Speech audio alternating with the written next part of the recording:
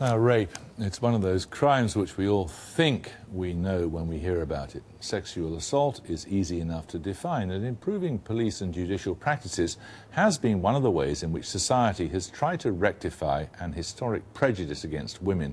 But suddenly, increasing numbers of us are apparently finding it harder to explain precisely what rape is, or increasing numbers of us are making excuses for male violence.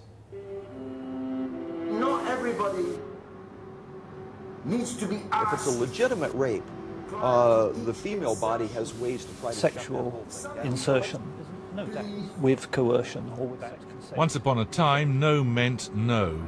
Now both left and right hear tones of ambiguity. Allegations of sexual assault and rape against Julian Assange have fueled the debate. Not everybody needs to be asked prior to each insertion.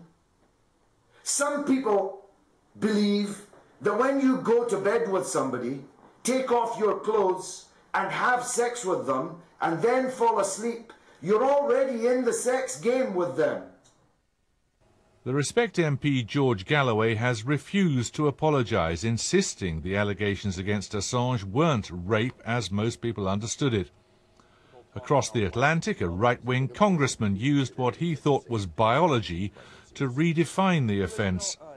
If it's a legitimate rape, the female body has ways to try to shut that whole thing down. But let's assume that maybe that didn't work or something. Even feminists are divided.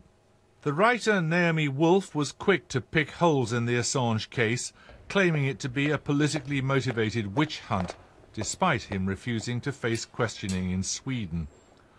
Wolf also argues that his accusers should be denied anonymity.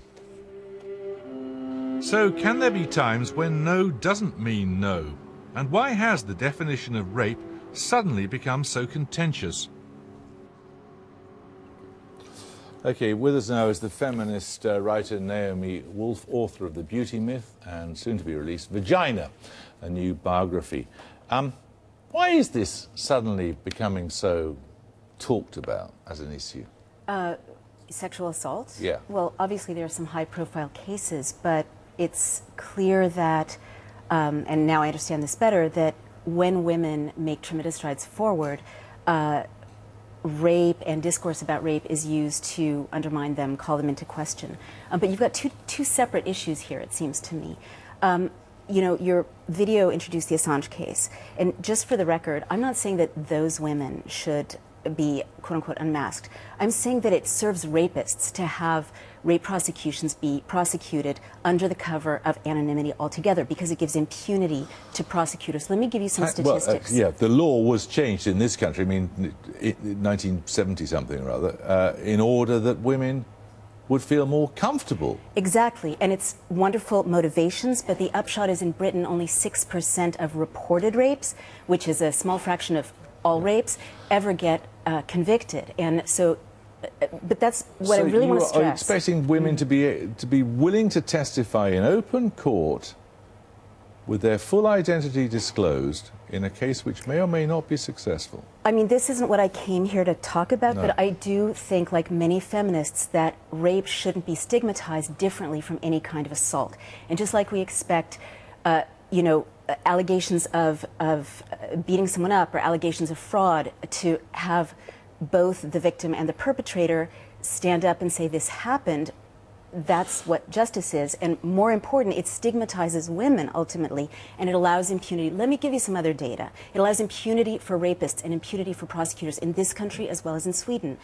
The reason I know that there is something very corrupt about the prosecution of the Assange case, and I'm not talking about the women right now, we just don't know enough, is that it is so profoundly different from, and I've worked with rape victims for many, many years, from the way rape is prosecuted for any other victim in Sweden. Right now in Sweden, Sweden has the highest rape rate in Europe, the lowest prosecution rate. Amnesty International says Swedish rapists enjoy impunity. Right now there are 600 women in Sweden waiting for shelter from vicious assailants when their lives and their children's lives may be at risk. There's not enough room for them. And when I called the Rape Crisis Center in Stockholm and Uppsala, including the government police hotline, there's no answering machine. So the idea that you know, this is a typical prosecution, a fantasy. I don't think anyone's necessarily feminist. suggested that it's a typical prosecution, but why shouldn't one prosecution go ahead if the crime is alleged, just because various others are not gone ahead? Certainly there should be justice for rape victims. Right. There's no question about it, but it should be a single standard of justice. And I think that it insults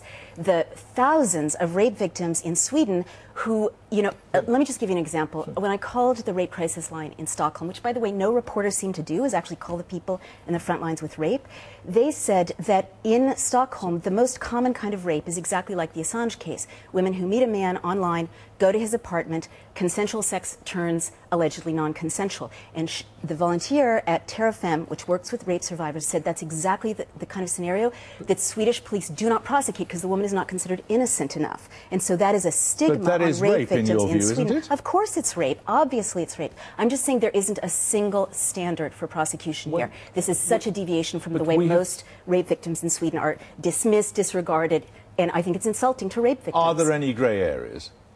I mean, no. When George Galloway says, if you get into bed with someone and have sex with them, and you wake up next morning and that person is having sex with you or attempting to have sex with you without you having said yes, is that rape?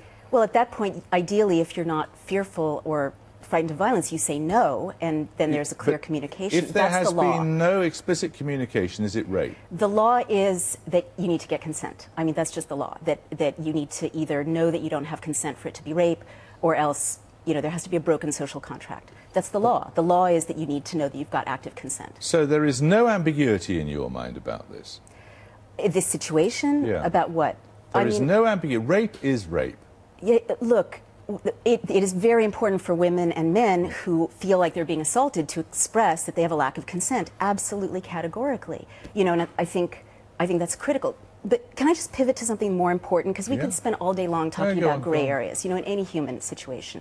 More important is why are women being raped, okay, and why does society disregard it so much? And I actually know the answer now, which I didn't used to know before I did the research in my book, which has a chapter on rape, which goes right to this question. It turns out there's a lot of new cutting-edge data, which is quite astonishing, on what the vagina does and what it's for. And it turns out that it's not just a sex organ, we all knew that, but that there's actually a brain-vagina connection, which more and more neuroscience is documenting. It's one system, one neural system. And so what happens to the vagina happens to the brain. So on a positive note, when a woman is well treated sexually, when she's respected sexually, when she knows about her body. Wait, Jeremy, I'm going somewhere important. Yeah, go on. Yeah. It boosts dopamine, opioids, and oxytocin in her brain, which lead to confidence, self-knowledge, motivation, focus, goal orientation, sense of connection, creativity. But on the dark side, this explains so much misogyny, so much sexual assault. When you traumatize a woman's vagina in new ways that have been undocumented previously until the last few years, you are traumatizing her brain, even if there's no violence. So we saw earlier legitimate rape, right? Neanderthals think of legitimate rape as rape in which there's violence or there's the threat of violence. But this new neuroscience shows that any rape, which always involves fear, is traumatic to a woman's brain and body for years. You know, lasting harm, changes the autonomic nervous system, constellations of symptoms that seem unrelated to the original rape. Naomi Wolf, thank you very much. Thank you.